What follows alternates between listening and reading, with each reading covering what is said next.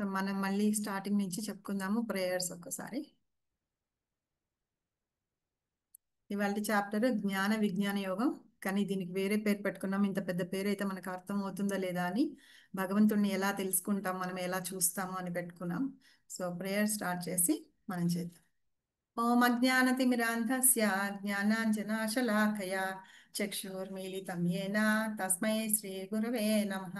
శ్రీచైతన్యమనోభీష్టం స్థాపితం యేన భూతలే స్వయం రూపా కదా మహ్యం దదాతి స్వాపదాంతికం.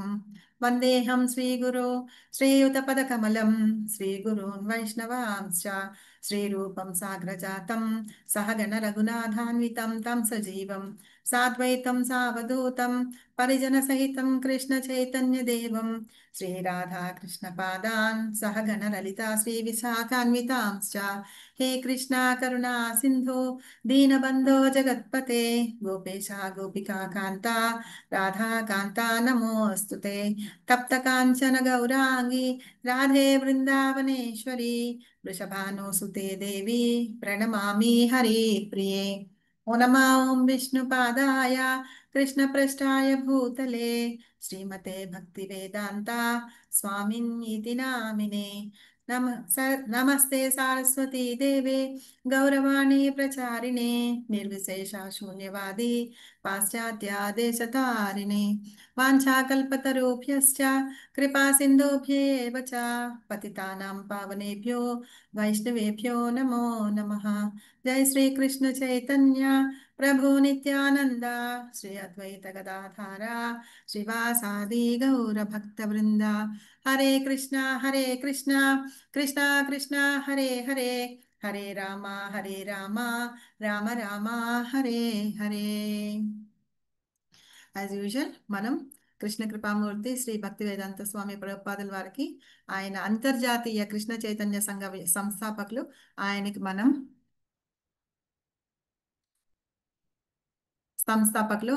మనం ఈ క్లాస్ని అంకితం ఇచ్చుకుంటూ మనం ముందు జరుగుదాము.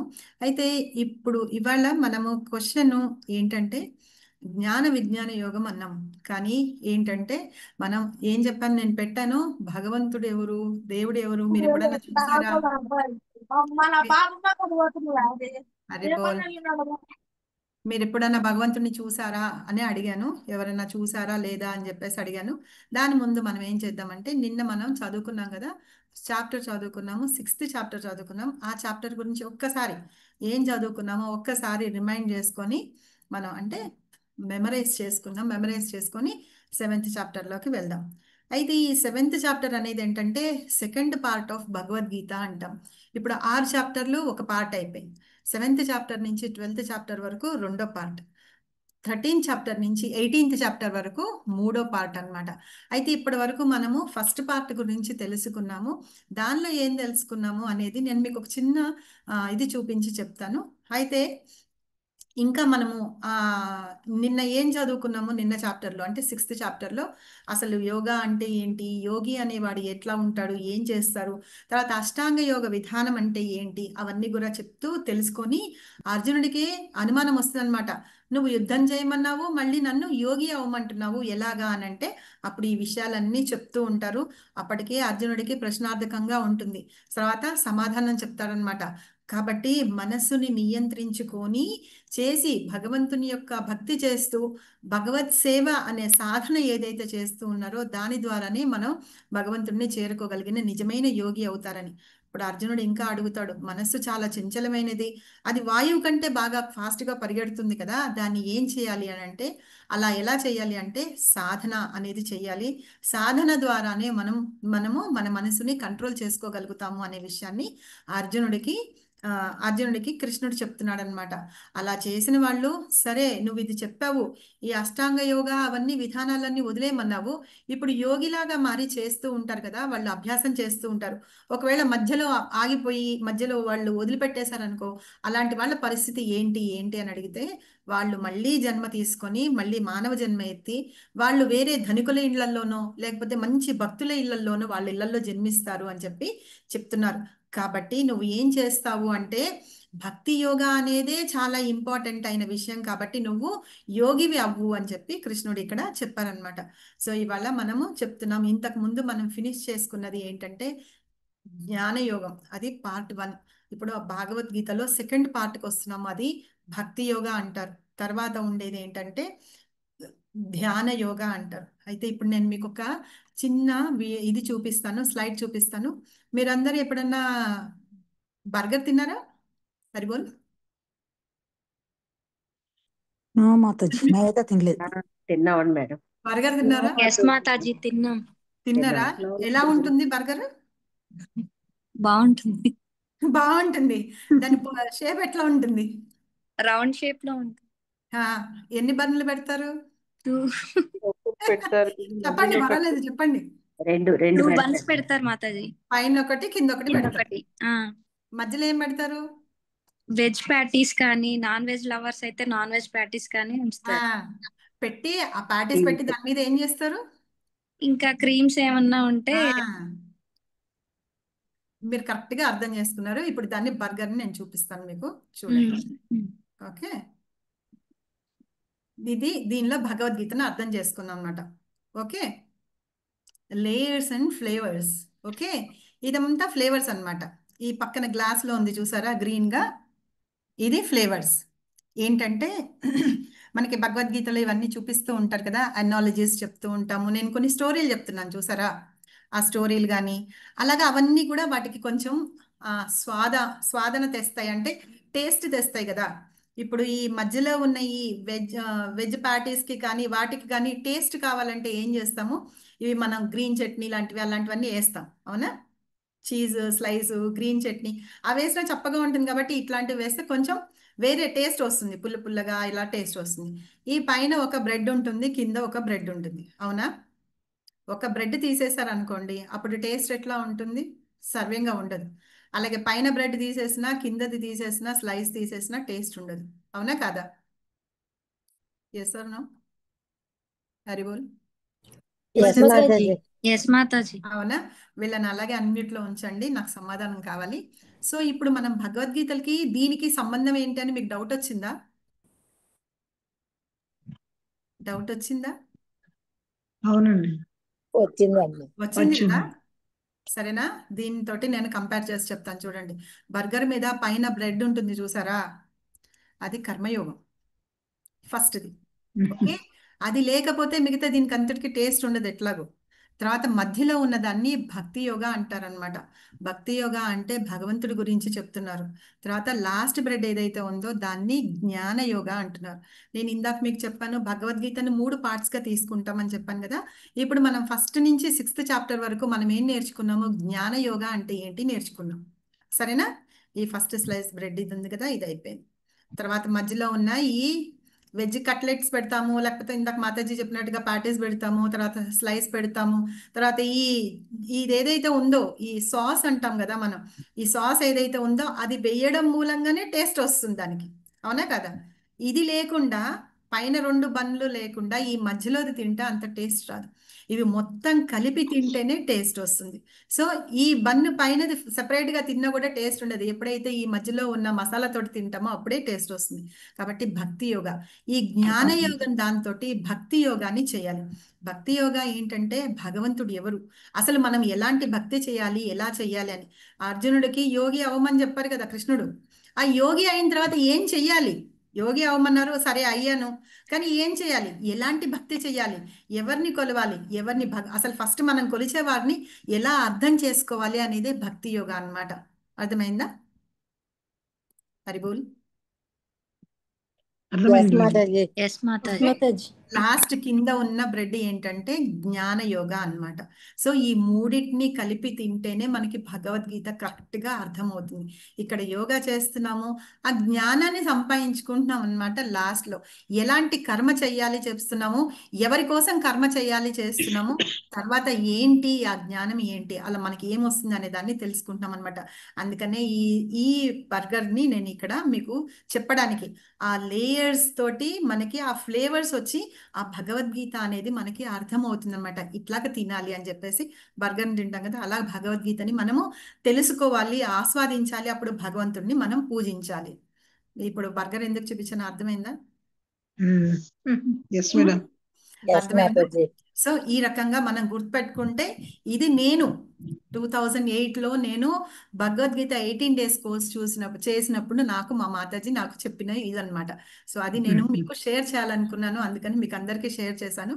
సో ఇక్కడ ఏమన్నా డౌట్స్ ఉంటే కనుక అడగండి, లేకపోతే మనం నెక్స్ట్ వెళ్దాం. ఇక్కడ అర్థం కాకపోతే, ఏం అర్థం కాకపోయినా అడగండి. అర్థమైంది కదా? Yes or no? ఎస్ మాతాజీ. అర్థమైంది కదా? సో ఎక్కడ మీకు అర్థం కాకపోయినా నన్ను అడగండి. సో మనము ఇది తీసేద్దాం, ఇంకా తీసి ఓకే. సో ఇప్పుడు మనం ఇంకా ఇప్పుడు నెక్స్ట్ ఏం చేద్దామంటే భక్తి యోగా మనం చేస్తున్న ఈ దీని గురించి వెళ్దాము. వెళ్ళే ముందు ఏంటంటే మనము ఇవాళ స్లైడ్స్ చూద్దాము, ఏం చెప్పుకుంటున్నాము మనం ఏంటి అని.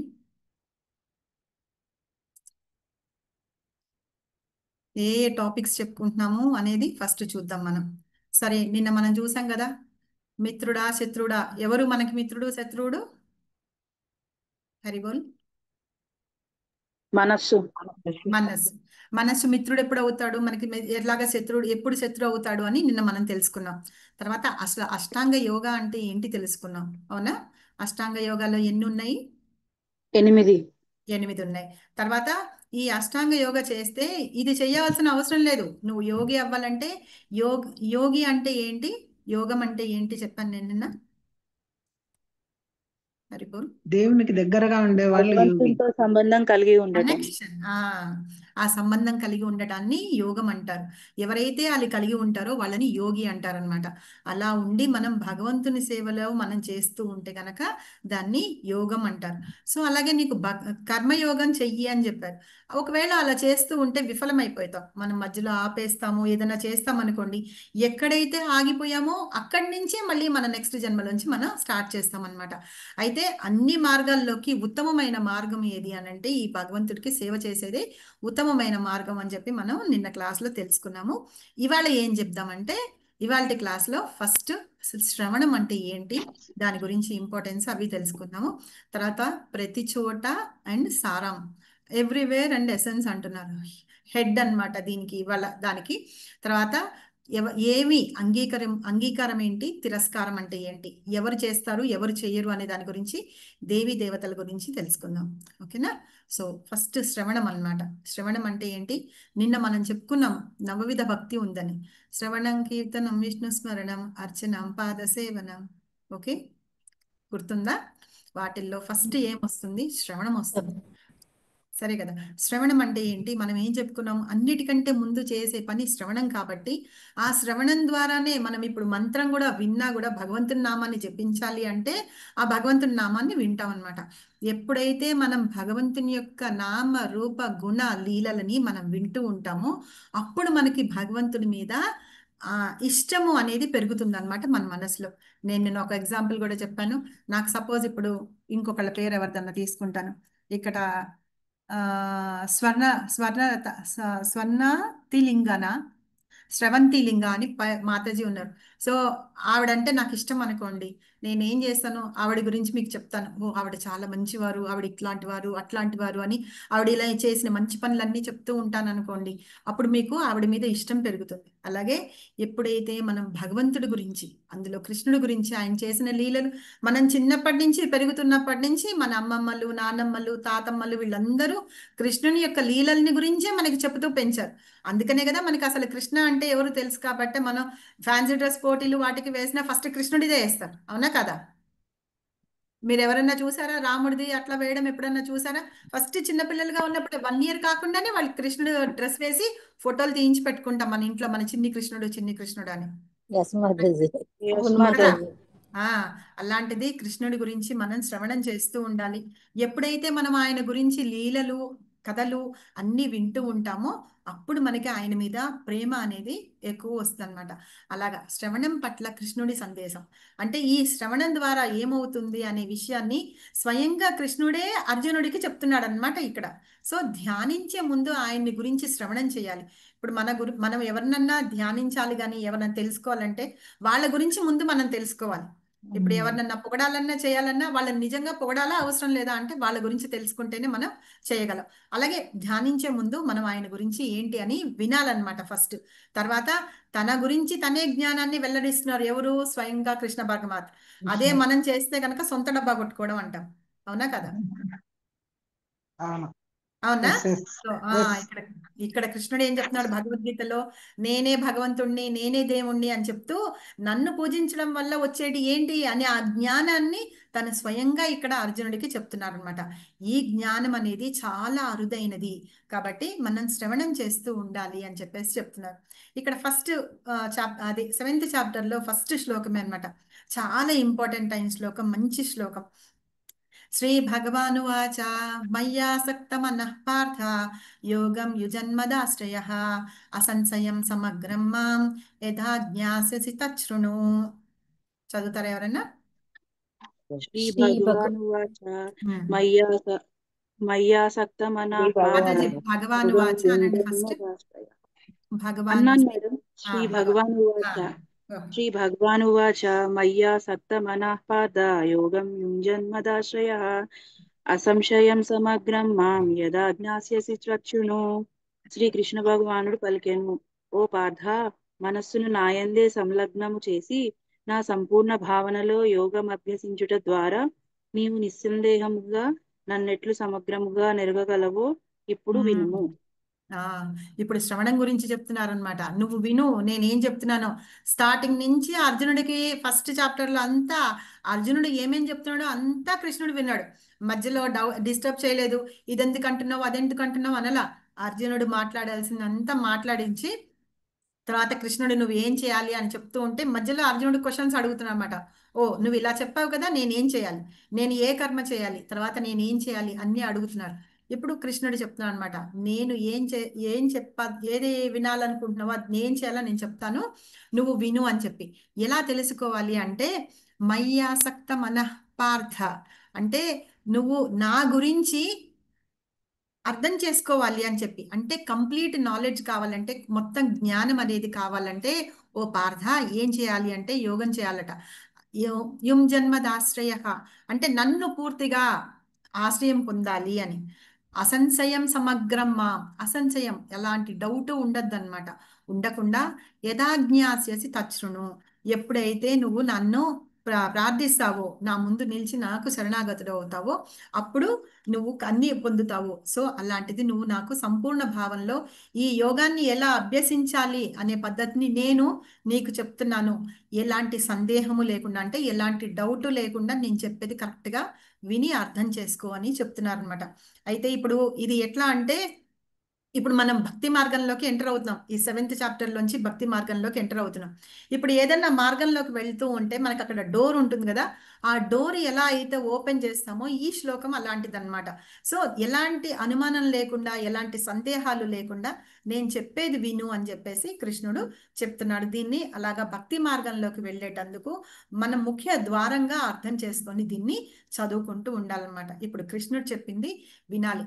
ఏం చెప్తున్నారు, ఎలాంటి జ్ఞానం చెప్తున్నారు అని అంటే మనం ఈ జ్ఞానాన్ని 3 రకాలుగా మనం తీసుకోవచ్చు అన్నమాట. సముపార్జించడం అంటే మనం తీసుకోవడం. ఒకటి ప్రత్యక్ష ప్రమాణం ద్వారా, రెండవది అనుమాన ప్రమాణం ద్వారా, 3 శబ్ద ప్రమాణం ద్వారా మనం తీసుకుంటాం అన్నమాట. అయితే ఈ 3 ప్రమాణాలు అంటే ఇప్పుడు నేను అంటాను వానొచ్చింది అని చెప్పాను అనుకోండి, అప్పుడు మీరేం చేస్తారు?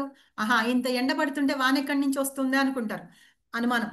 తర్వాత బయటికి వెళ్ళి చూస్తారు కదా, వాన చినుకులు పడుతున్నాయా లేదా చూస్తారు. అలాగనమాట. సో ఇప్పుడు మనం ఏదన్నా ఒక మాట చెప్పితే మనకు అన్నిటికీ ప్రూఫ్లు కావాలి అలా ఉంటాం కదా. ఇప్పుడు అలాగే ఆ జ్ఞానాన్ని ఎన్ని రకాలుగా మనం సముపార్జించవచ్చు అనే విషయాన్ని చెప్తున్నారనమాట. 3. ఒకటి ప్రత్యక్ష ప్రమాణం. ప్రత్యక్ష ప్రమాణం అంటే అక్కడ భౌతికంగా మనకు కనిపించేది. ఇప్పుడు నేను వాన పడుతుందని చెప్పాను అనుకోండి, మీరు అక్కడ వెళ్ళి చూసి వస్తారనమాట. చూసి రావడం ఏంటంటే ప్రత్యక్షంగా మీరు చూస్తున్నారు, ఫీల్ అవుతున్నారు, తెలుసుకుంటున్నారు. దాన్ని ప్రత్యక్ష ప్రమాణం అంటారు. తర్వాత అనుమాన ప్రమాణం, అది మన ఊహాగానాల ద్వారా. అలా ఎలా కుదురుతుంది? అక్కడి నుంచి ఎండ వస్తుంది కదా, ఇప్పుడు వాన వస్తుందని చెప్తున్నావే అని చెప్పి మనము ఊహించుకోవడం అన్నమాట. అది వాన పడుతున్నా, ఎండ వస్తున్నప్పుడు వాన పడుతున్నా నేను చెప్పింది మీరు ఒప్పుకోకుండా ఏంటి దాన్ని తర్కం అంటారు అనమాట. వాన పడుతుందని చెప్తున్నావు, ఇందాకటి నుంచి ఎండ వస్తుంది కదా, అది ఎలా సంభవము అని చెప్పేసి మనకి అనుమానం వస్తుంది. నేను చెప్పేది మీరు అర్థమవుతుంది కదా? హరే కృష్ణ. ఎస్. yes మాతాజీ. Yes, madam. సో తర్వాత శబ్ద ప్రమాణం. శబ్ద ప్రమాణం అంటే నియమాల నిబంధనల ద్వారా, చట్టాల ద్వారా రుజువు చేయబడి ఉండడం అన్నమాట. దాన్ని ఎట్లాగా చెప్తామంటే, ఇప్పుడు మన భగవద్గీత దానిలోకి వస్తే, ఇప్పుడు భగవద్గీతలో భగవంతుడు ఏదైతే చెప్తున్నాడో అదే ప్రమాణం. కృష్ణుడు ఏం చెప్తున్నాడు? నా దగ్గరికి రండి, మీరు కర్మయోగం చెయ్యి, నువ్వు యోగిగా మారు, మీ చేసిన ఈ యాక్టివిటీస్ ఏవేవైతే ఉన్నాయో ప్రతిఫలం ఆశించకుండా చెయ్యండి, తర్వాత అన్నీ నాకే అర్పించండి అని చెప్పి చెప్తున్నారు. అలా చెప్పిన తర్వాత మీరు ఇలా చేసిన తర్వాత అందరూ నా ధామానికి వస్తారు, మీరు ఈ పాపాలు ఏవైతే ఉన్నాయో, ఈ జన్మలోవి పూర్వ జన్మలోవి పాపాలు ఏవైతే ఉన్నాయో అన్నీ పోతాయి అని చెప్తున్నారు. నా నామాన్ని జపించండి అని చెప్పి కృష్ణుడు స్వయంగా చెప్తున్నాడు అనమాట. సో అట్లాగా ఉన్న వాటిని మనము మన గురువుల ద్వారా వింటాం చూసారా, దాన్ని శబ్ద ప్రమాణం అంటాం అనమాట. ఎందుకంటే వీళ్ళు ఆల్రెడీ విన్నారు, వీళ్ళు వాళ్ళ గురువుల ద్వారా విన్నారు, వాళ్ళ గురువుల ద్వారా విని వాళ్ళు అనుభవించారు కూడా. ఇప్పుడు నేను జపం చేస్తున్నాను, మీరు చెయ్యండి అని చెప్తే మీరు చేస్తారా మాతాజీ అని మీరు నన్ను అడగచ్చు. అవును, నేను చేస్తున్నాను, 2008 నుంచి నేను జపం చేస్తున్నాను అనమాట. కాబట్టి దానిలో ఉన్న ఏమంటారు లాభం ఏంటి అనేది నాకు తెలుసు, కాబట్టి నేను మీకు చెప్తున్నాను అనమాట. కాబట్టి అలాగా మీరు విని శబ్ద ప్రమాణం నా ద్వారా విని మీరు తెలుసుకొని చేసేది అనమాట. ఈ 3 రకాలుగా మనం జ్ఞానాన్ని తెలుసుకోవచ్చు అని ఇక్కడ చెప్తున్నారు. తర్వాత ఇంకా ఈ ఎవరు తెలుసుకుంటారు అని చెప్పే ముందు ఒకసారి మనము కాసేపు ఇంకేమైనా కొంచెం మాట్లాడుకుందాం. ఏంటి మాట్లాడుకుందాం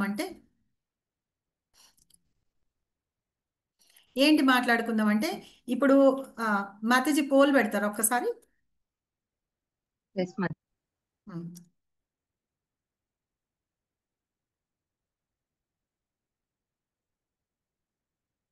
ఇప్పుడు వరకు నేను చెప్పిన దానిలో ఏమైనా డౌట్స్ ఉంటే అడగండి. భక్తి యోగా అనేది చాలా ఇంపార్టెంట్ అయిన విషయము.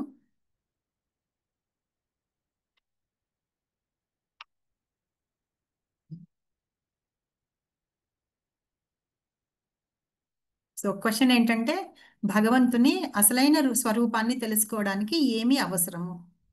ఏం అవసరం?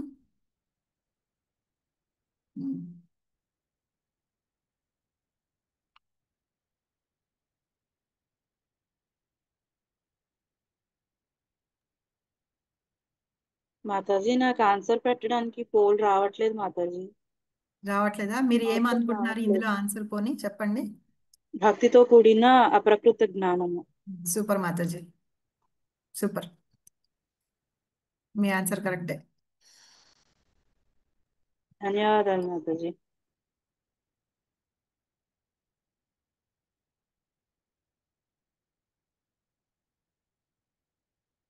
ఏం లేదు మాతాజీ, అక్కడ ఏదైతే ఉందో మీ మొబైల్లో కానీ ల్యాప్టాప్లో కనిపిస్తుందో అక్కడే క్లిక్ చేయండి చాలు.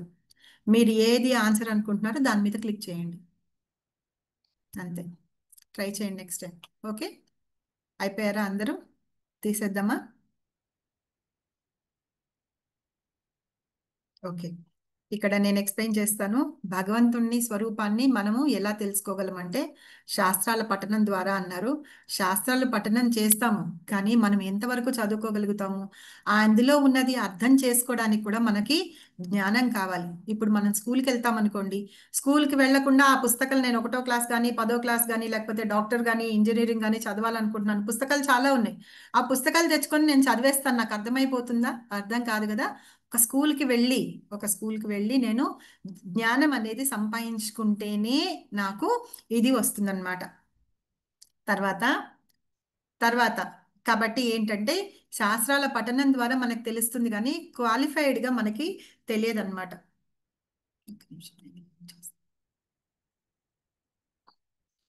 సో మనకి తెలియదు. తర్వాత ఏంటంటే బలమైన శరీరం కాదు, కర్మకాండ కాదు అన్నారు. భక్తితో కూడిన అప్రకృత జ్ఞానం. మనం కావాల్సింది ఏంటంటే భక్తితో కూడిన జ్ఞానాన్ని మనం తెలుసుకోవడమే మనకి కావాల్సిందనమాట. కాబట్టి ఏం చేస్తున్నామంటే అది ఇప్పుడు మనం నేర్చుకోవడానికి ప్రయత్నిస్తున్నాం. ఇక్కడ ఇక్కడ కృష్ణుడు స్వయంగా తను ఆ జ్ఞానాన్ని అర్జునుడికి ప్రసాదిస్తున్నాడు అనమాట. అర్జునుడు నిజంగా శాస్త్రాలు చదవలేదా, శాస్త్రాలు అన్నీ తెలుసున్నాయి అతనికి. కానీ ఏంటంటే స్వయంగా భగవంతుడు ఇదిగో నువ్వు తెలుసుకోవాల్సిన జ్ఞానం ఇది అని. మనం చదువుతాం, కాసేపు చదివేటప్పటికి నిద్ర వస్తుంది, పడుకుంటాం. అది ఎంతవరకు గుర్తుంటుంది చెప్పండి మనకి ఎవరికన్నా? మనం ఏదైనా వింటూ ఉన్నాం అనుకోండి, వింటూ ఉంటే అది నిలిచిపోతుంది. అంటే కాసేపన్నా అట్లీస్ట్ వాటిలో కొన్ని పాయింట్స్ కాకపోతే కొన్ని పాయింట్స్ అన్నా ఉంటాయి అనమాట. అదే జ్ఞానాన్ని ఇప్పుడు అర్జునుడికి కృష్ణుడు ప్రసాదిస్తున్నాడు అనమాట. కాబట్టి ఆ పోల్లో ఆన్సర్ ఏంటంటే మనం జ్ఞానం సంపాదించాలంటే భక్తితోటి చేసే వచ్చేదన్నమాట. కూడిన ఆ జ్ఞానాన్ని తెలుసుకోవడమే చేసేది. తర్వాత మాతాజీ, ఆ ఆ అప్రకృత జ్ఞానము అంటే ఏంటి? అది మీనింగ్ అర్థం కాలేదు. చెప్తాను. ఇప్పుడు ముందు మనం ఎక్స్ప్లెయిన్ చేస్తాను కదా, అందులో వస్తుంది. ఓకే మాతాజీ. సరేనా? ఇప్పుడు ఏం చెప్తున్నారు? ఆ జ్ఞానాన్ని ఎలాంటి వాళ్ళు తెలుసుకుంటారు అని చెప్పేసి అని అర్థం. మనకి క్వశ్చన్ వచ్చిందా, రాలేదా ఎవరికన్నా? చాలా మంది ఉంటారు, వాళ్ళల్లో ఎంతో వచ్చిందండి. కొంతమంది మాత్రమే ఎవరు తెలుసుకుంటారు. ఇప్పుడు చూడండి, భగవద్గీత మనం క్లాస్ స్టార్ట్ చేసినప్పుడు 110 మంది అట్లా ఉన్నారు. ఇప్పుడు చూడండి ఎంతమంది ఇంట్రెస్టింగ్ గా కూర్చొని భగవద్గీత నేర్చుకోవాలనుకుంటున్నారు కదా. ఒక 60 మంది దాకానే నేర్చుకోవాలనుకుంటున్నారు. అది కొంతమందికి ఏంటంటే ఏదో వస్తాము, అదే బోర్ కొడుతుంది అని వెళ్ళిపోతారు. కానీ మనం నిజంగానే ఈ జ్ఞానం, కృష్ణుడు చెప్పిన జ్ఞానం మనం నేర్చుకోవాలి అనేది మన ఇంట్రెస్ట్ మీద, వాటి మీద ఆధారపడి ఉంటుంది. అదే స్వయంగా భగవంతుడు ఇక్కడ చెప్తున్నారు. ఏమని చెప్తున్నాడంటే, మనుష్యానాం సహస్రేషు కశ్చిద్ యతతి సిద్ధయే యతతామపి సిద్ధానాం కశ్చిన్ మాం వేత్తి తత్వతః. అది మనుష్యాన్ మనుష్యానాం సహస్రేషు కచ్చిదతి కచ్చిదతి సిద్ధయే ఒకళ్ళు చదవండి, మళ్ళీ మళ్ళీ చదివిస్తాను. కచ్చిన్మావేతి తత్వతః. వేల కొలది మనుష్యులలో ఒకడు మాత్రమే పూర్ణత్వమును సాధించుటకు ప్రయత్నించును. ఆ విధంగా పూర్ణత్వమును సాధించిన వారిలో కూడా ఒకానొకడు మాత్రమే నన్ను యథార్థంగా తెలుసుకొనగలుగుచున్నాడు. హరే కృష్ణ మాత. హరే బోల్. ఇందాక ఇంకో మాతాజీ ఎవరో చదువుతున్నారు కదా, చదవండి మాతాజీ మీరు కూడా. మనుష్యానాం సహస్రేషు కచ్చిద్ యతతి సిద్ధయే యతతామపి సిద్ధానాం కచ్చిన్ మాం వేత్తి తత్వతః. వేల కొద్ది మనుషులలో ఒకడు మాత్రమే పూర్ణత్వమును సాధించుటకు ప్రయత్నించును. ఆ విధముగా పూర్ణత్వమును సాధించిన వారిలో కూడా ఒకానొకడు మాత్రమే నన్ను యథార్థముగా తెలుసుకొనగలుగుచున్నాడు.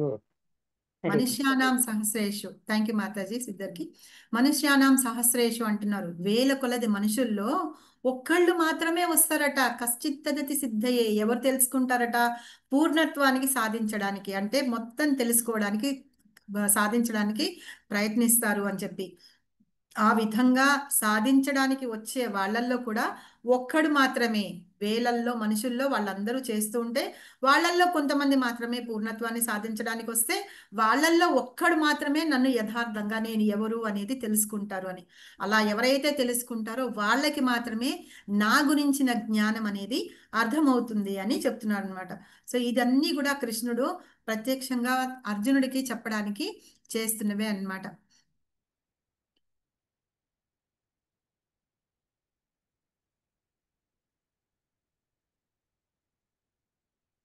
ఇప్పటి వరకు అర్థమైంది కదా నేను చెప్పేది? కొంచెం కాంప్లికేటెడ్గా ఉన్నా, ఏమైనా డౌట్ ఉన్నా అడగండి, సరేనా? అయితే మనం ఇక్కడ ఏం చెప్పుకుంటున్నామంటే, భగవంతుని గురించిన సంపూర్ణ సత్యానికి తెలుసుకోవడానికి కొంతమంది మాత్రమే ప్రయత్నిస్తారు. అది కూడా ఎవరు ప్రయత్నిస్తారటంటే, వాళ్ళల్లో ఎవరికైతే ఆసక్తి ఉంటుందో అలాంటి వాళ్ళు మాత్రమే ప్రయత్నిస్తారు అని చెప్పి. నార్మల్గా మనం ఏం చేస్తాము? నిద్రపోతాము, తింటాము, పడుకుంటాము, తింటాము, లేకపోతే మేటింగ్ తర్వాత మనల్ని రక్షించుకోవడానికి. దీన్ని ఇంగ్లీష్లో ఏంటంటారంటే స్లీపింగ్, ఈటింగ్, డిఫెండింగ్, మేటింగ్ అని. ఈ 4 జంతువులు కూడా చేస్తూ ఉంటాయి. సాధారణంగా మనుషులు కూడా అవే చేస్తుంటారు. వాటికి మించి మనం ఏం చేయాలి అంటే భగవంతుని గురించిన జ్ఞానాన్ని తెలుసుకొని ఆయనకి సేవ చేస్తూ ఉండాలన్నమాట. కానీ అందరూ ఏం చేస్తుంటారని ఇట్లాగే చేస్తారు. వాళ్ళకందరికీ ఆధ్యాత్మిక ఆధ్యాత్మిక జ్ఞానం పట్ల ఆసక్తి ఉండదన్నమాట.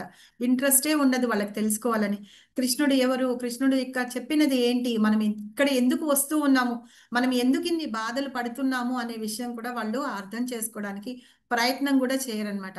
అయితే ఏంటంటే కృష్ణుడు ఏం చెప్తున్నారు, భౌతిక ఇంద్రియాలు ఏవేవైతే ఉంటాయో వాటి ద్వారా మనం భగవంతుణ్ణి అర్థం చేసుకోలేము. అంటే నన్ను అర్థం చేసుకోలేరు అని ఆయన ఆల్రెడీ చెప్పారు. అలాగే ఇంతమంది వేల మంది మనుషుల్లో ఎవరంటే వాళ్ళు ఎవరు ఆసక్తి ఉన్న వాళ్ళు నన్ను అర్థం చేసుకోగలుగుతారు. ఆ జ్ఞానాన్ని పొందిన వాళ్ళు అంటే భగవంతుని గురించి తెలుసుకోగలిగిన వాళ్ళు మాత్రమే పొందుతారని. ఈ భౌతికమైన ఇంద్రియాలు ఉన్నాయి చూసారా, వీటి ద్వారా మనము భగవంతుణ్ణి తెలుసుకోలేకపోతున్నాము అని చెప్పేసి ఆయన చెప్తున్నారు. ఇంకా ఏంటంట, దివ్యమైన ప్రేమపూర్వకమైన సేవ చేస్తూ ఆ భక్తుడు ఎలా ఉంటాడంటే చాలా ఆనందంగా ఉంటూ ఉంటాడని, కాబట్టి వాళ్ళకి తెలుసుకోగలుగుతారని. ఇప్పుడు భగవంతుడు ఇంకా ఏం చెప్తాడంటే తన యొక్క శక్తులను గురించి కూడా చెప్తారనమాట. ప్రతి చోట అండ్ సారాంశం ఉంది, అంటే ప్రతి చోట కృష్ణుడు ఉన్నాడు. అయితే ఇక్కడ సర్వాంతర్యామి అని చెప్పుకున్నాం మనము 4th క్లాస్లో చెప్పుకునేటప్పుడు, అంటే 4th చాప్టర్ చెప్పుకునేటప్పుడు భోక్తారం యజ్ఞ తపస అనే చెప్పుకుంటూ ఆయన సర్వంతర్యామి అని చెప్పి కూడా చెప్పుకున్నాం మనం.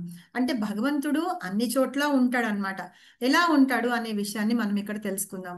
జీవము మరియు జడముల యొక్క మూలాధారం అని చెప్తున్నాడు కృష్ణుడే, అన్నిటికీ భూతం. అయితే శక్తిమంతునికి శక్తి, ఇక్కడ దీన్ని ఎలా అర్థం చేసుకోవాలి అంటే భూమిరాపో నలో వాయు ఖం మనో బుద్ధిరేవచ అహంకార ఇతేయం మే భిన్నా ప్రకృతిరష్టదా. హరిబోల్. ఎవరైనా చదవండి. కనిపించడం లేదు మాతాజీ ఆ, స్క్రీన్ మీద. స్క్రీన్ షేర్ చేయట్లేదు మాతాజీ. స్క్రీన్ షేర్ చేయలేదా?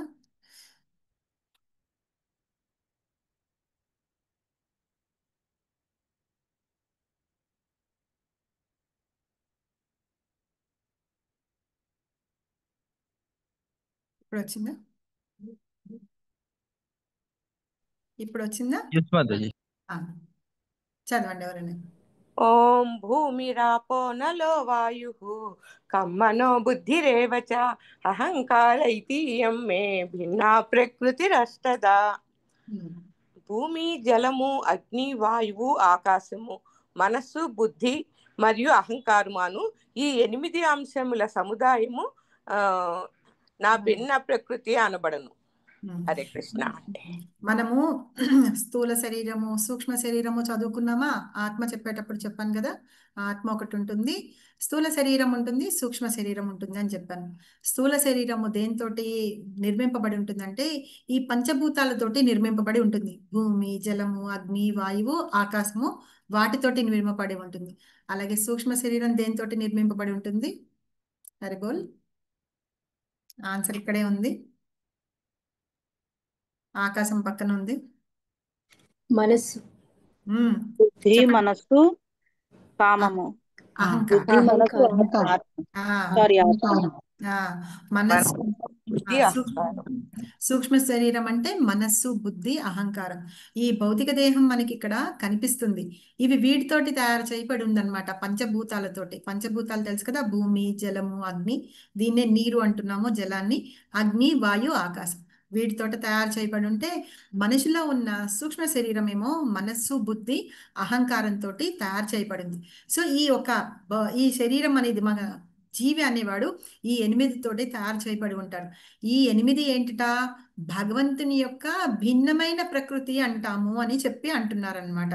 ఓకే, సే అపరేయ మితస్త్వన్యాం ప్రకృతిం విద్ధి మే పరాం జీవభూతం మహాబాహో యయేదం ధార్యతే జగత్. హరే కృష్ణ. అపరేయమితస్త్వాన్యాం ప్రకృతిం విద్ధి మే పరాం జీవభూతం మహాబాహో య ఏదం ధార్యతే జగత్. ఓ మహానుభావుడవైన అర్జున, వాటికి అన్యముగా శూన్యమైన భౌతిక ప్రకృతి వనరులను న్యూన్యం అంటే ప్రత్యేకమైనది అని అర్థం. శూన్యం అంటేను జీరో, ఏమి లేకుండా ఉన్నది అని అర్థం. వనరులను ఉపయోగించుకొని జీవులను కూడియున్న నా ఉన్నతమైన శక్తి వేరొక్కటి కలదు. ఇప్పుడు భగవంతుడికి అవన్నీ కాక నాకు వేరే ఇంకో శక్తి ఉంది అని చెప్తున్నారు. ఆ శక్తి ఏంటి అంటే మనకి తెలుసు, భగవంతుడికి 3 శక్తులు ఉన్నాయన్నమాట. ఒకటి అంతరంగ శక్తి, బహిరంగ శక్తి, తటస్థ శక్తి అని 3 శక్తులు ఉన్నాయి. నేను స్టాప్ షేరింగ్ చేస్తాను.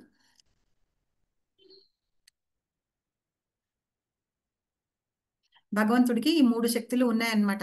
ఈ 3 శక్తుల్లో ఏంటంటే ఫస్ట్ ఏం చెప్పాను, అంతరంగ శక్తి. అంతరంగ శక్తి ఏంటంటే రాధారాణి అంటాం, అంటే భగవంతుని యొక్క దైవీ శక్తి అన్నమాట. అంతరంగ శక్తి అంటాం. బాహ్య శక్తి అంటే ఈ భౌతిక ప్రపంచము ఏవేవైతే ఉన్నాయో వాటిని గురించి చెప్తారు. మూడోది వచ్చి తటస్థ శక్తి. తటస్థ శక్తి వచ్చి జీవశక్తి అన్నమాట. ఈ జీవులం మనమందరం కూడా భగవంతుని గురించే, భగవంతుని శక్తులమే అన్నమాట మనందరం కూడా. ఇందాక భగవంతుడు చెప్తున్నాడు కదా, భూమి, అగ్ని, నీరు, వాయువు అవన్నీ కూడా ఏంటంటే భగవంతుని యొక్క శక్తులు అన్నమాట. అయితే ఈ పదార్థం అంతా ఏదైతే ఉందో అది దీని యొక్క రెండిటి మధ్య ఉన్న సంబంధాన్ని మనం తెలుసుకోవాలని. మనం స్కూళ్ళలో చదువుకునేటప్పుడు, అంటే కొంతమంది సైన్స్ స్టూడెంట్స్ ఉంటారు, 10th లో కూడా మనం చదువుకున్నప్పుడు మ్యాటర్ అంటే ఏంటి, ఎనర్జీ అంటే ఏంటి అవి చదువుకున్నాం కదా, వాటి మధ్య సంబంధం అవి ఎలా ఉంటుంది అని తెలుసుకున్నాం. సో ఇవన్నీ కూడా భగవంతుని శక్తులే అని చెప్తూ, ఈ ప్రపంచంలో ఉన్న ప్రతి పదార్థం ఏదైతే ఉందో భగవంతుని శక్తి మూలంగానే వచ్చింది, అదే ఈ ప్రపంచాన్ని అంతటినీ రూపొందిస్తుంది అని ఇక్కడ మనకి భగవంతుడు చెప్తున్నాడు అనమాట. అయితే దీన్ని ఒక ఉపమానంతో చెప్తామనుకుంటున్నారు భగవంతుడు, అది చూద్దాము. దానికంటే ముందు ఈ సృష్టించబడిన ఈ జీవులందరిలో, అంటే ఇప్పుడు మనం ఏం చెప్పుకున్నాము, భగవంతుని యొక్క తటస్థ శక్తి, జీవశక్తి, ఈ వీటన్నిటిలో కూడా ఏంటంటే స్వభావం ఏదన్నా ఉంటుందన్నమాట. అయితే ఈ భౌతిక ప్రపంచానికి, ఆధ్యాత్మిక దానికి రెండిటికి కూడా భగవంతుడే నిజమైన ఇది. ఆయన దగ్గర నుండే మనం అందరం వచ్చాం కాబట్టి మనందరం భగవంతుని కనుసన్నల్లోనే ఉంటూ ఉంటాము. అలాగే ఆయన యొక్క శక్తి ద్వారానే మనందరం కూడా పనిచేస్తూ ఉంటాం అనమాట. అయితే వీటన్నిటికీ మూలం కూడా నేనే అని చెప్తున్నాడు భగవంతుడు. ఈ ఆధ్యాత్మిక జగత్ అయినా సరే, తర్వాత ఈ భౌతిక జగత్ అయినా సరే, ఇక్కడ ఉన్న శక్తులన్నిటికీ కారణం నేనే, వీటన్నిటిని నేనే సృష్టిస్తాను, నేనే లయం చేస్తాను అని చెప్పి చెప్తున్నాను అనమాట. కాబట్టి ఏంటంటే మీరు ఇప్పుడు ఆల్రెడీ భౌతిక ప్రపంచంలో ఉన్నారు కదా, ఆధ్యాత్మిక శక్తి ద్వారానే ఇవన్నీ కూడా వ్యక్తం అవుతూ ఉన్నాయి. ఈ భౌతిక ప్రపంచం అంతా కూడా నా యొక్క ఆధ్యాత్మిక శక్తి ఏదైతే ఉందో దాని మూలంగానే ఇవన్నీ కూడా వ్యక్తం అవుతున్నాయి. అంటే మీరందరూ తెలుసుకోగలుగుతున్నారు, కనిపిస్తున్నాయి అని చెప్పి. అయితే మనందరం ఏంటంటే నిజంగానే ఇప్పుడు ఒక పెద్ద అందమైన ఫ్లవర్ ఉందనుకోండి, దాని మీద మనం చూస్తూ ఉంటాం, నేషనల్ జియోగ్రఫిక్ ఛానల్లో చూస్తాం ఒక్కొక్కప్పుడు, తర్వాత వేరే వేరే ఛానల్స్లోనూ చూస్తాం. అంత పెద్ద పెద్ద జీవులు ఉంటాయి, అంత పెద్ద పెద్ద జంతువులు ఉంటాయి. అవన్నీ ఎలా వచ్చినాయి అంటే అవంతా కూడా భగవంతుని సృష్టి అన్నమాట. కాబట్టి ఏంటంటే ఇవన్నీ కూడా భగవంతుని యొక్క శక్తి ద్వారానే ఇవన్నీ మనకి కనిపిస్తున్నాయి, మనం తెలుసుకోగలుగుతున్నాం అన్న విషయాన్ని మనం ఇక్కడ తెలుసుకోవాలి. దాన్ని ఇంకా ఇంకా ఎలా ఎక్స్ప్లెయిన్ చేస్తున్నారంటే స్వయంగా భగవంతుడు, ఇప్పుడు మనం జీవశక్తి, మనల్ని తటస్థ శక్తి అంటారు, మనం కూడా భగవంతుడి యొక్క శక్తి అన్నమాట. తర్వాత ఇప్పటి వరకు ఓకేనా? తటస్థ శక్తి అంటే తటస్థ శక్తి అంటే భగవంతుని ఇంకొక శక్తి. 3 రకాల శక్తులు ఉన్నాయి, అంతర్శక్తి, బాహ్య శక్తి, తటస్థ శక్తి. సరేనా? ఈ తటస్థ శక్తి జీవశక్తి అన్నమాట. జీవులు మనం అందరం కూడా, అందరు జీవులు కూడా భగవంతుని యొక్క తటస్థ శక్తి. సరేనా? ఇంకా ముందు ముందు నేను వీటన్నిటి గురించి కూడా చాలా క్లియర్ గా మనం చెప్పుకుందాం. సరేనా? అంటే మాతాజీ అంతర్గత శక్తి అంటే రాధారాణి ఎగ్జాంపుల్. అవును. ఇక్కడ బాహ్య శక్తి అంటే బాహ్య శరీరం, భౌతిక ఈ ప్రపంచం అంతా ఉంది చూసారా, ఇదంతా కూడా భగవంతుని శక్తి. అందులో ఉన్న జీవులం మనం కూడా భగవంతుని శక్తి. తటస్థ శక్తి అంటే జీవశక్తి, అది భగవంతునికి ఈక్వల్. బాహ్య శక్తి అంటే ఈ భౌతిక ప్రపంచం అంతా ఏదైతే ఉందో అదంతా కూడా భగవంతుడి శక్తి. తటస్థ శక్తి అంటే జీవులు. Okay madam. వీటన్నిటి గురించి ఇంకొంచెం మనం ఎక్స్ప్లెయిన్ మనం ముందు చాప్టర్స్ లో చెప్పుకుందాం. ఇక్కడ ఒక్కసారి అంతఃశక్తి, బాహ్య శక్తి, తటస్థ శక్తి, 3 శక్తులు. ఓకేనా? అంతరంగంగా అంటేను భగవంతుడు దైవశక్తి అన్నమాట. ఆవిడ రాధారాణి లాగా. ఎగ్జాంపుల్ చెప్పుకోవాలంటే ఎవరు, అంతర్శక్తి అంటే భగవంతుడి లోపలే శక్తి, అంటే ఆయన శక్తి నుండి వచ్చిన ఆవిడే రాధారాణి. సరేనా? హరిబోల్. ఓకే, మనం ముందుకు వెళ్దాము. ఇప్పుడు ఏం చెప్తున్నారు, సర్వకారణ కారణం, నేనే అన్నిటికీ కారణం, ఇవన్నీ మన దగ్గర నుంచే వచ్చినాయి, నాలోంచే వచ్చినాయి అని చెప్పి. ఇప్పుడు ఇది ఎవరన్నా చదవండి. సృజింపబడిన సర్వజీవులకు ఈ 2 ప్రకృతులే కారణములై ఉన్నవి. ఈ జగత్తునందలి భౌతికమును, ఆధ్యాత్మికమును, అగు సర్వమును మూలమును మరియు ప్రళయమును నేను అని నిశ్చయంగా నెరుగుము. ఇప్పుడు నేను 7.6 చెప్పినది 7.6 శ్లోకంలో ఉందన్నమాట. అయితే ఈ జగత్తులో అంటే మొత్తంలో రెండు ఇవి ఉన్నాయి. ఒకటి భౌతికం ఉంది, రెండోది ఆధ్యాత్మిక ఉంది.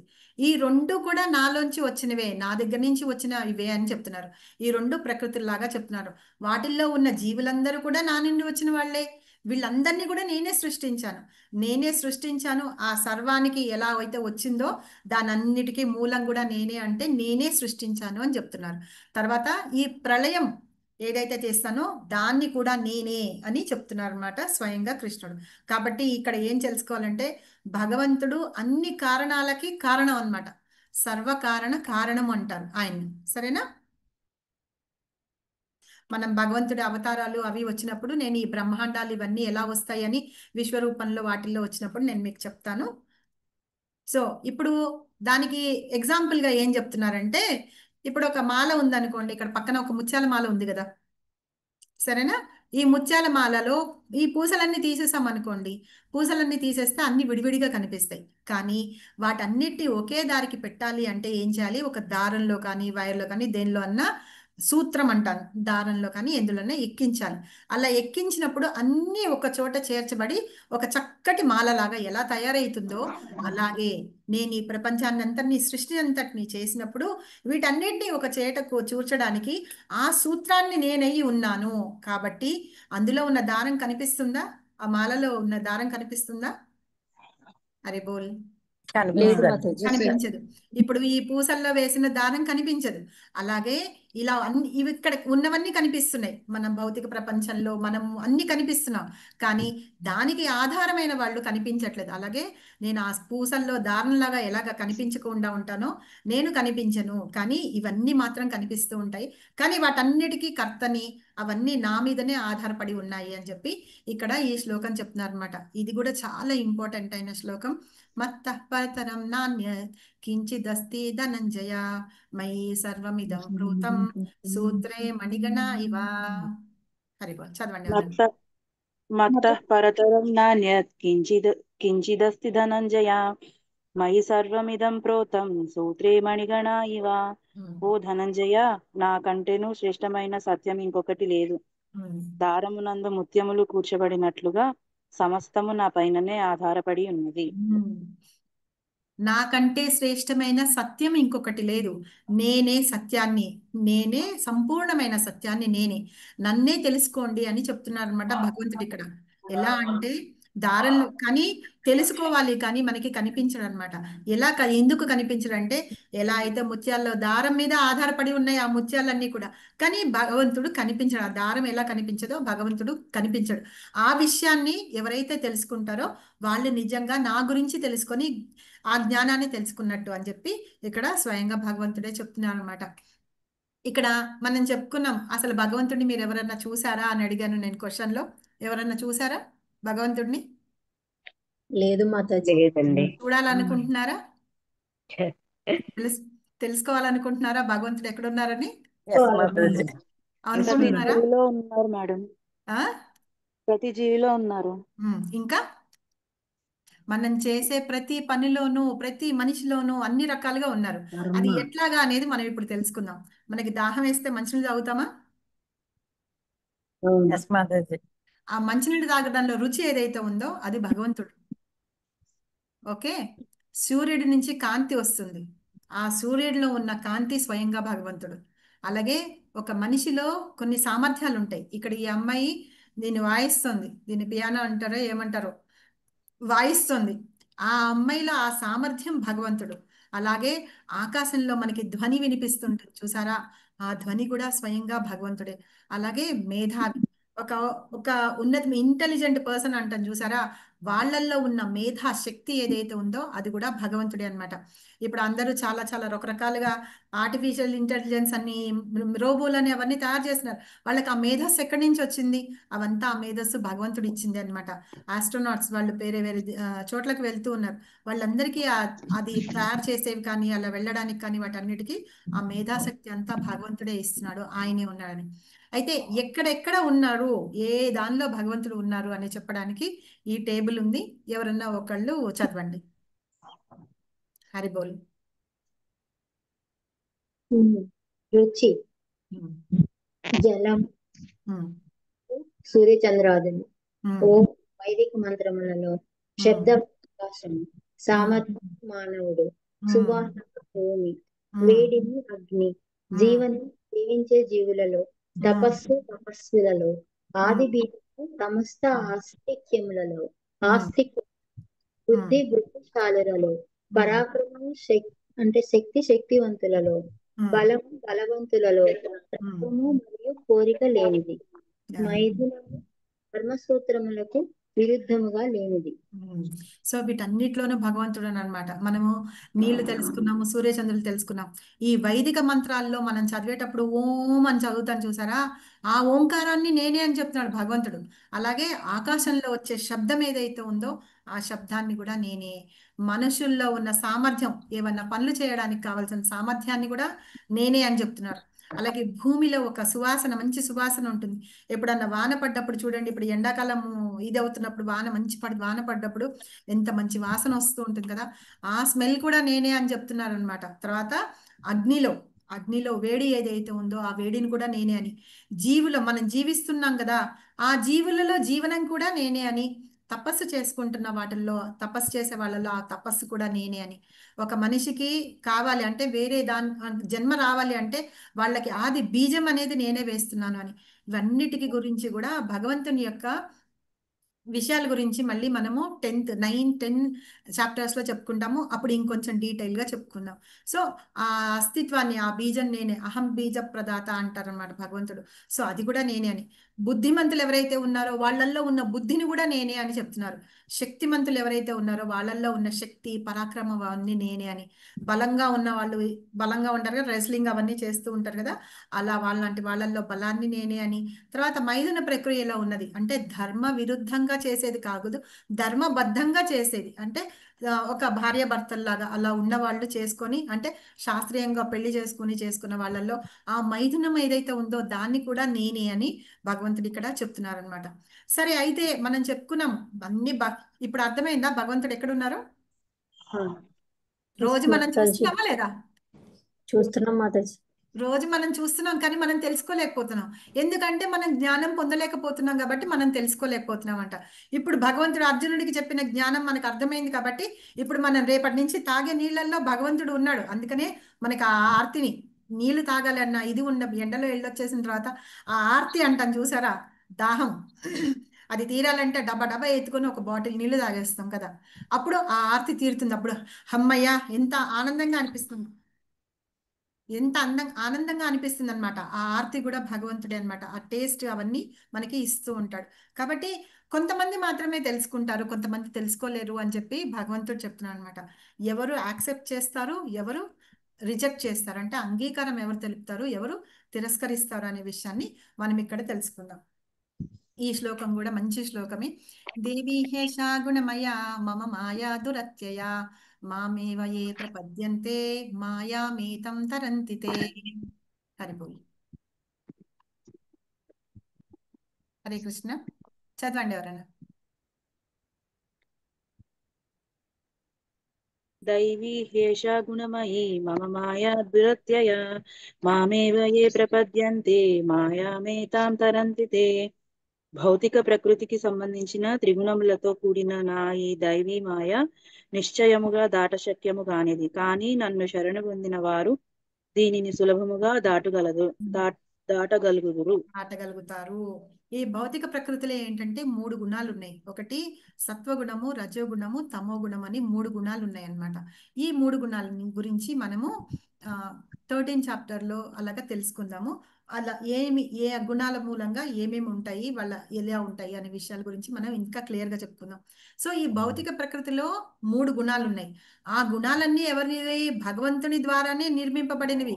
ఆయన అనుసంధానంలోనే నడుస్తూ ఉంటుందన్నమాట. ఆయన ఎలా చెప్తే అలా నడుస్తూ ఉంటాయి అవన్నీ. కానీ ఆయనకి అవి అతీతంగా ఉంటారనమాట. అదంతా కూడా ఏంటంటే అదంతా దేవి మాయలాగా ఉంటుంది. ఆ మాయ అనే దాన్ని నిశ్చయంగా దాటుకొని ఎవరు వస్తారో, వాళ్ళు దాటడం సెకండ్ కాదు.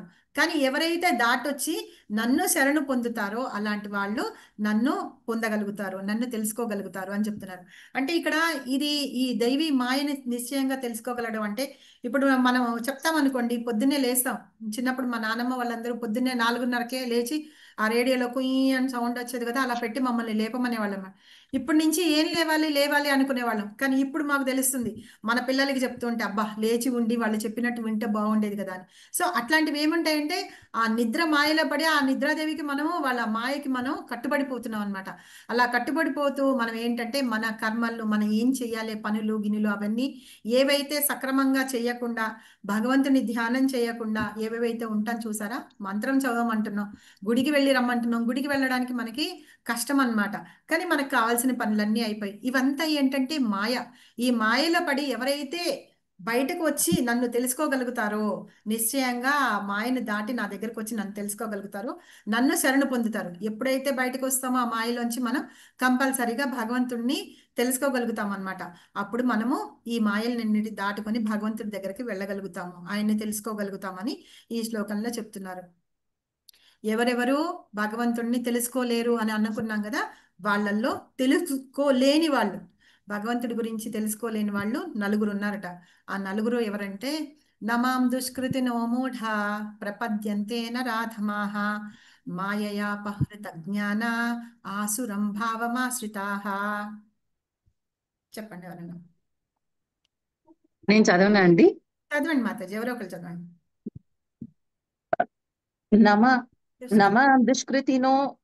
నమాం దుష్కృతినో మూఢాః ప్రపద్యంతే నరాధమా మాయయా ప్రహృత జ్ఞాన ఆసురం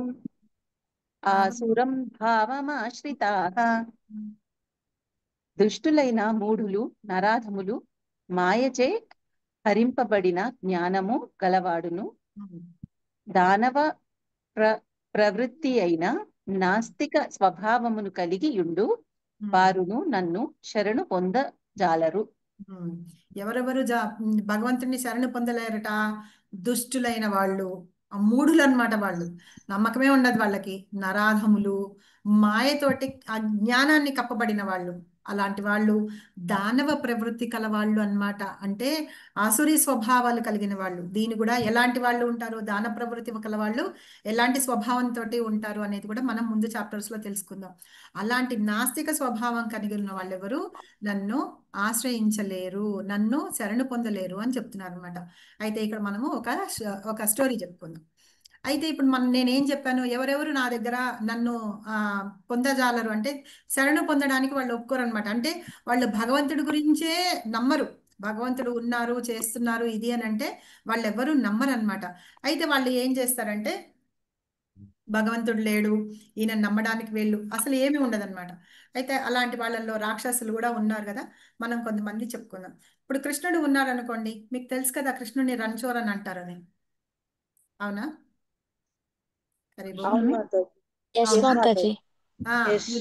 యుద్ధం వదిలిపెట్టేసేసి వెన్ను చూపించి పారిపోయినాడని కృష్ణుడి రణచోర్ అని కూడా అంటారు.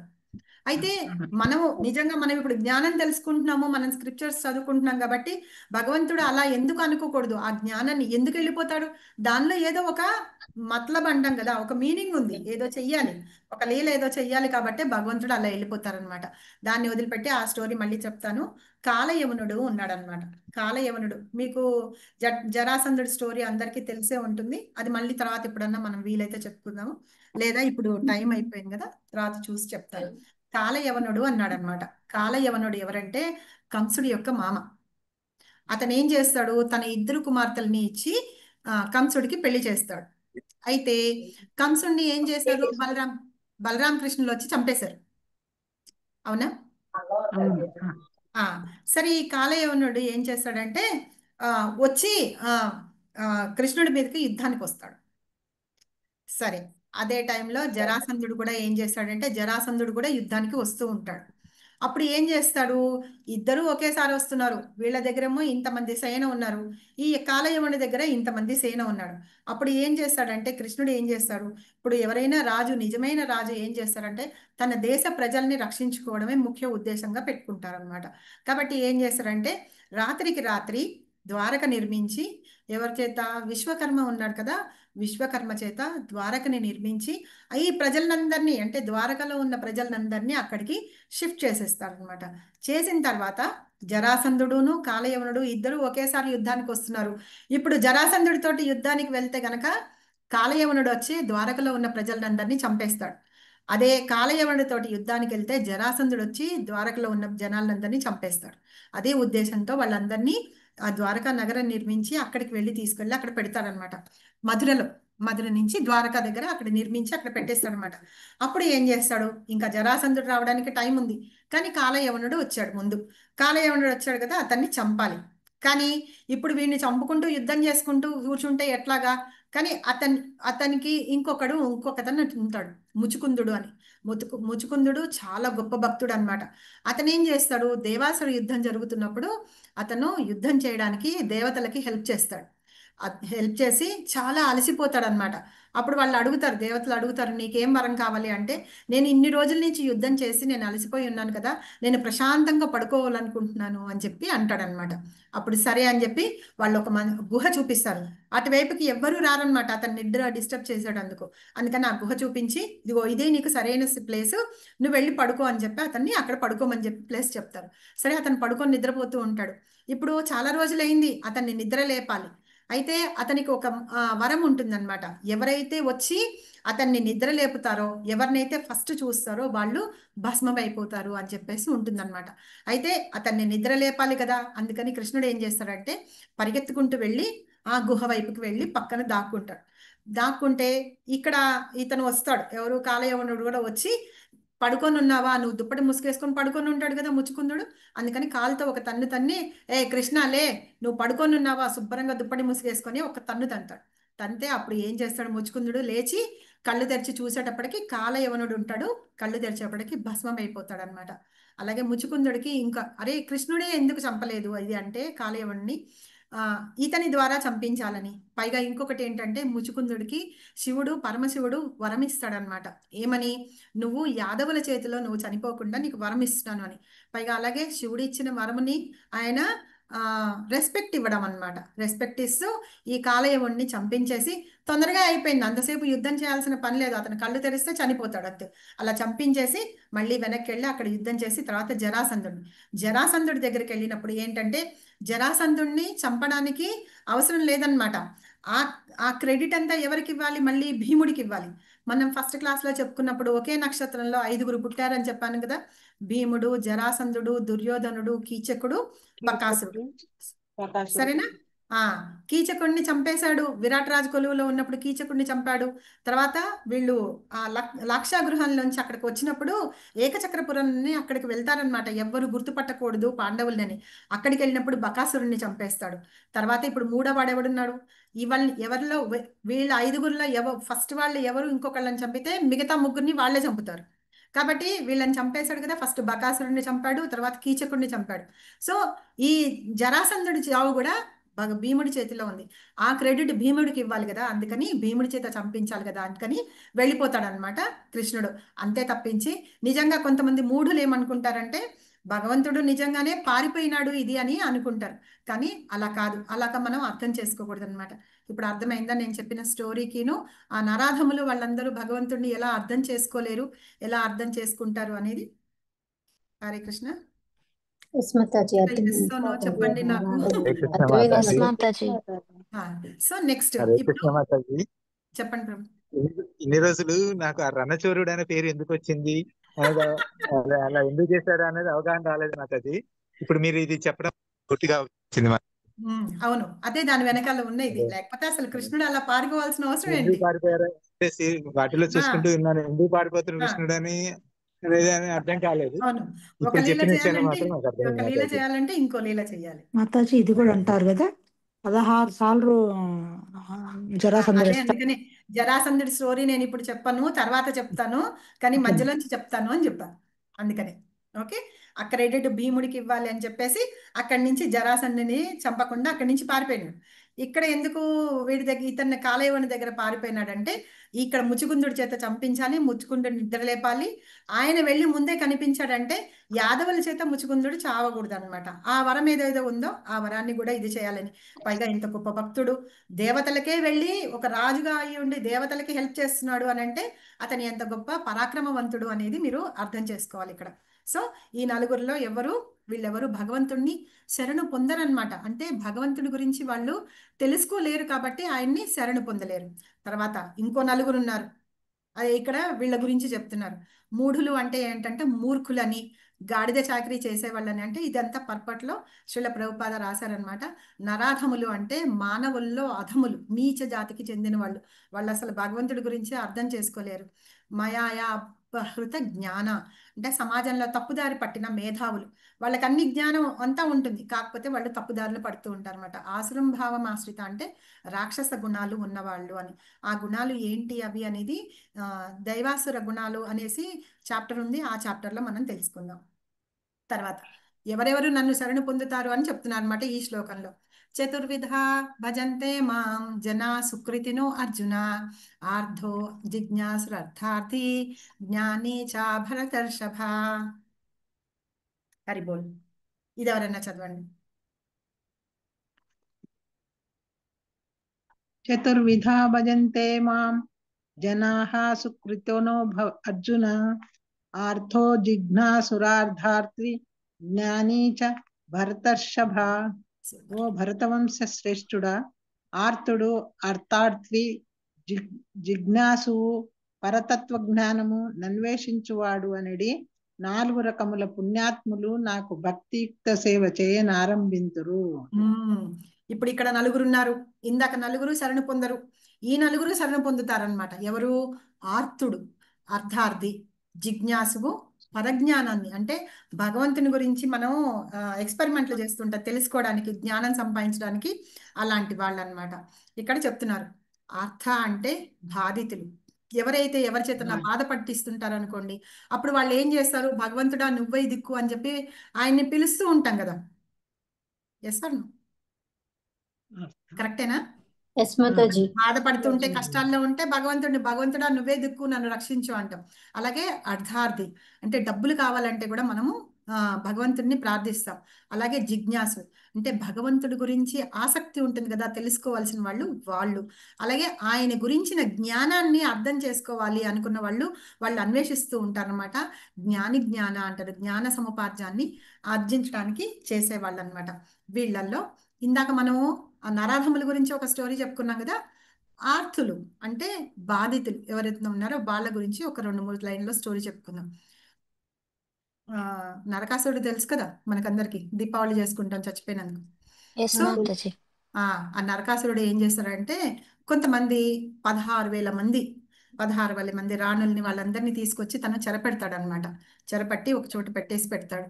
అక్కడ వాళ్ళందరూ బాధపడుతూ, అసలు వాళ్ళకి కృష్ణుడు అంటే ఎవరు తెలీదు, కానీ పరమాత్ముడా వచ్చి రక్షించు అంటారనమాట.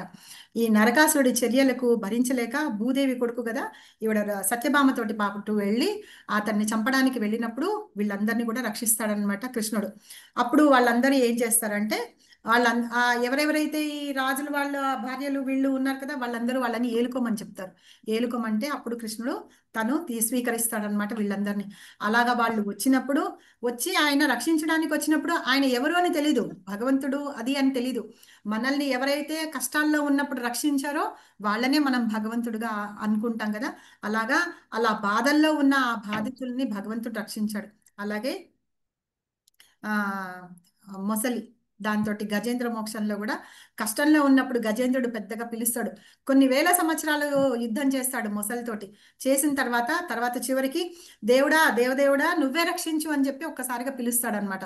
పిలవంగానే ఆయన ఎప్పుడైతే పిలుస్తాడో అప్పుడు పరిగెత్తుకుంటూ వచ్చేస్తాడు. మీలో చాలా మంది పోతన భాగవతం కూడా చదివి ఉంటారు కదా. అలా సౌదంబులో ఆ మూల నగరంబులో అది ఒక శ్లోకం ఉంది కదా. సో అట్లా ఎట్లా ఉన్నాడో అట్లాగనమాట. అల వైకుంఠపురములో ఆ మూల సౌదంబులో అని ఒకటి పోతన భాగవతంలో శ్లోకం ఉంది.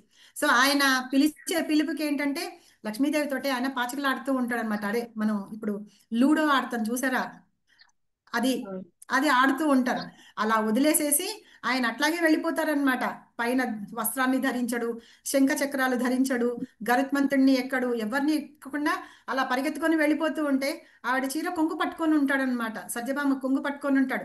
అలా వెళ్ళిపోతూ ఉంటే ఈయన కొంగు పట్టుకున్నాడు, ఇట్లా లాగుతున్నాడు కదా, అయ్యుడు కూడా వెనకాల వెళ్ళిపోతూ ఉంటుంది. వాళ్ళిద్దరు అలా వెళ్ళిపోతుంటే గరుత్మంతుడు అయ్యి ఏంటి వాహనం ఎక్కకుండా వెళ్ళిపోతుంది, గరుత్మంతుడు వస్తాడు. ఆయన వెనకాల ఏంటి శంఖ చక్రాలు గదా పద్మాలు వాటన్నిటిని మమ్మల్ని కూడా వేసుకోకుండా వెళ్తున్నారని వాళ్ళ వెనకాల వస్తూ ఉంటారు అనమాట, అందరు లైన్గా. సో అలాగా భగవంతుడు ఒక పిలుపు పిలవంగానే ఆర్తుల్ని రక్షించడానికి భగవంతుడు అలా వచ్చేస్తాడనమాట.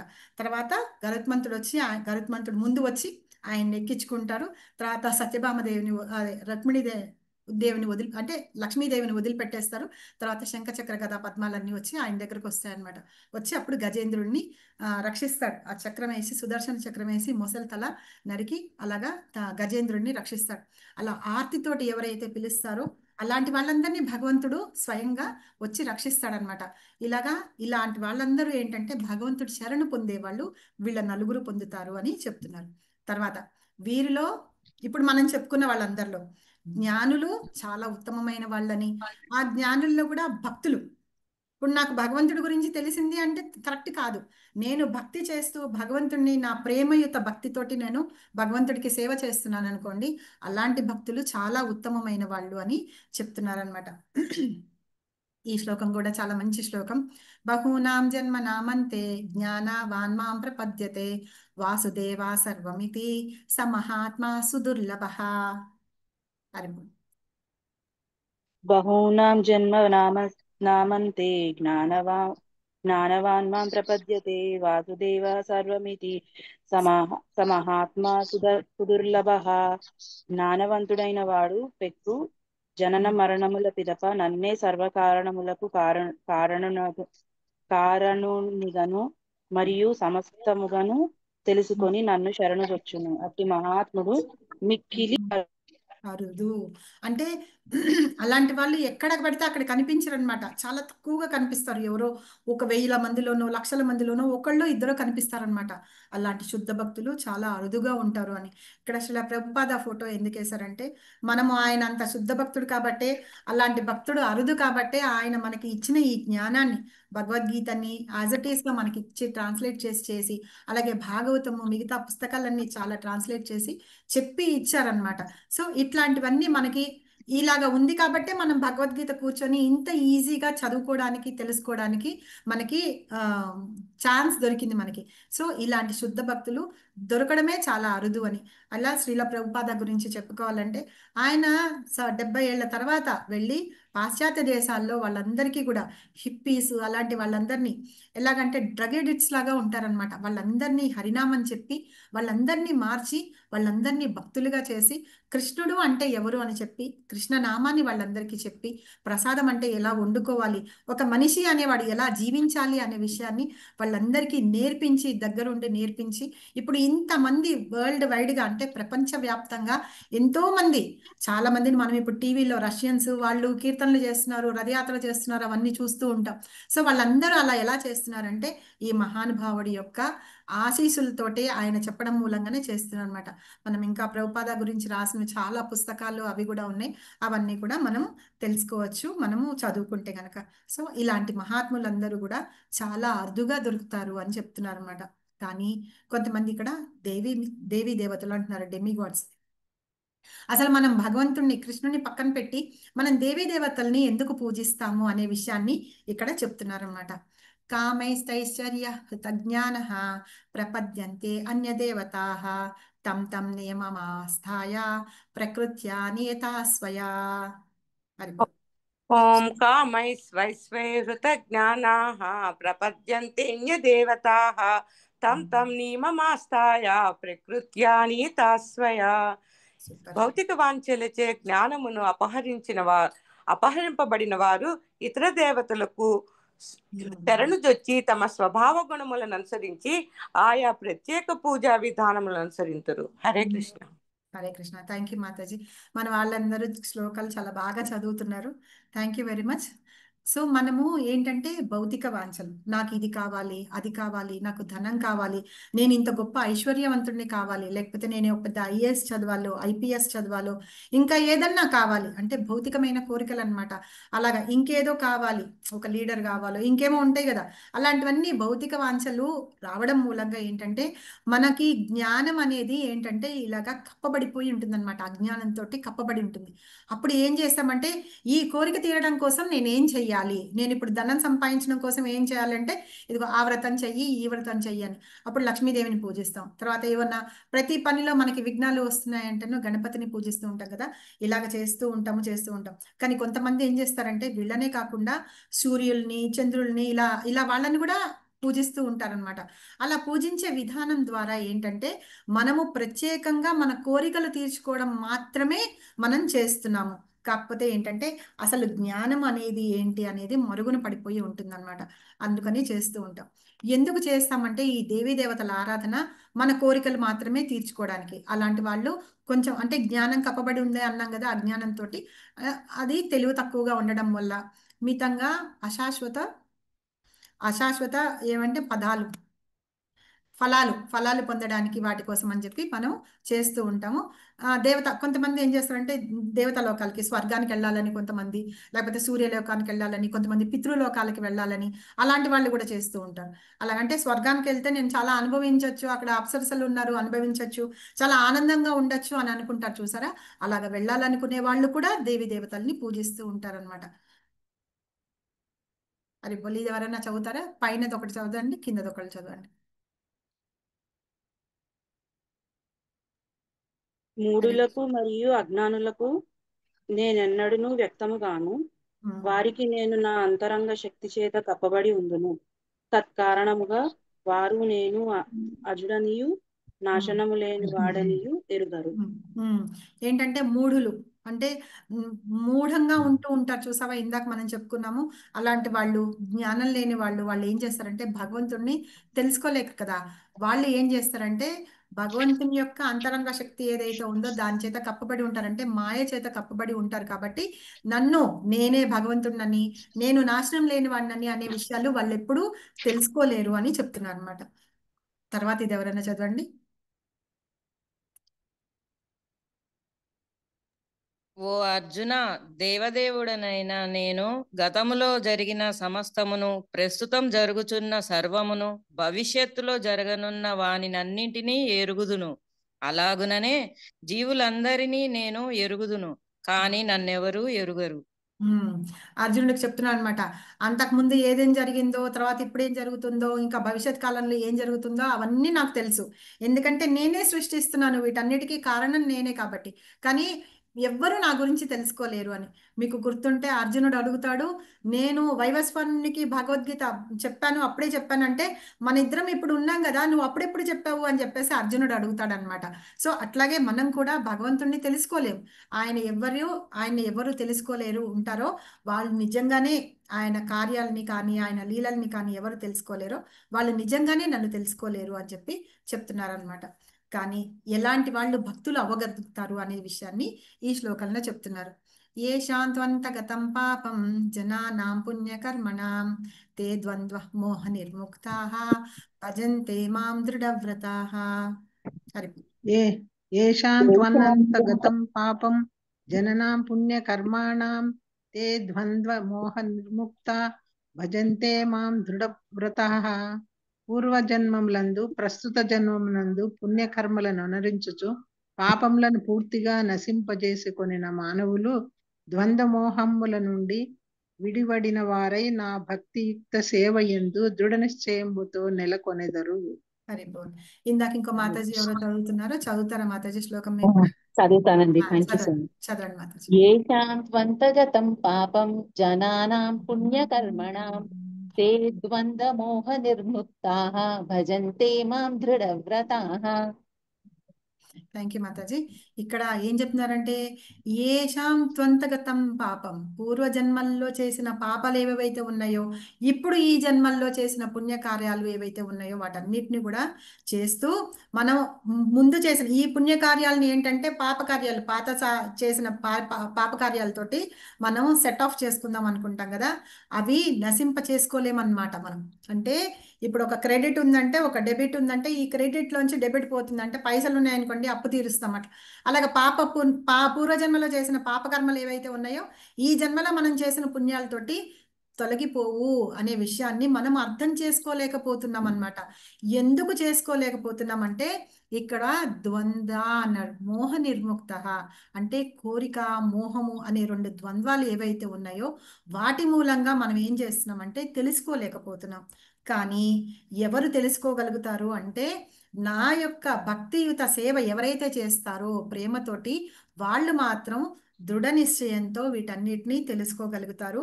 అలాంటి వాళ్ళే నన్ను తెలుసుకొని నా భక్తియుత సేవలోనూ ఉంటారు అని ఈ శ్లోకంలో చెప్తున్నారు అనమాట. అలాంటి వాళ్ళే భక్తులు అవుతారు అని చెప్పి వాళ్ళు తెలుసుకోగలుగుతారు అని చెప్తున్నారు. తర్వాత నెక్స్ట్ చాప్టర్ మనం తెలుసుకుందాం. ఇవే వాళ్ళ తెలుసుకునేది అంటే సమీక్ష అంటే సమ్మరీ అన్నమాట. మనం శ్రవణం ఏం చేసాము అంటే శ్రవణం ఏంటి అనేది చెప్తున్నారు. తర్వాత ఎక్కడెక్కడ ఏమేమి ఉంది, ప్రతి చోట ఎవరు ఉన్నారు అని, తర్వాత యాక్సెప్ట్ చేయాలా వద్దా, ఎవరు చేస్తారు అని, తర్వాత దేవీ దేవతల గురించి చెప్పుకున్నాము. ఇది ఇవాళ క్లాసు. కాబట్టి మనందరము ఇంత తెలుసుకున్నాం, భగవంతుని నామం ఎలా చేయాలి అని, భక్తియుత సేవ చేయడం ద్వారా వచ్చే లాభం ఏంటి అని తెలుసుకున్నాం. కాబట్టి అందరం భగవంతుని నామాన్ని అట్లీస్ట్ ఇప్పుడు ఎవరన్నా చెప్పకపోతూ ఉంటే కూడా అట్లీస్ట్ చెప్పడానికి, భగవంతుని నామం చాంట్ చేయడానికి స్టార్ట్ చేయండి. హరే కృష్ణ హరే కృష్ణ రామ రామ హరే రామ హరే కోటి రామ వైష్ణవ జయ అనంతకోటి ఆచార్య విద్య జయ శ్రీల ప్రభుపాద్ की जय श्रील गुरुदेव की जय मीताई गौर सीतानाथ प्रेमानंदे हरि हरि बोल. Thank you very much. Hari బోల్. నోట్స్ ఉన్నాయా? ధన్యవాదాలు మాతాజీ. Thank you very much.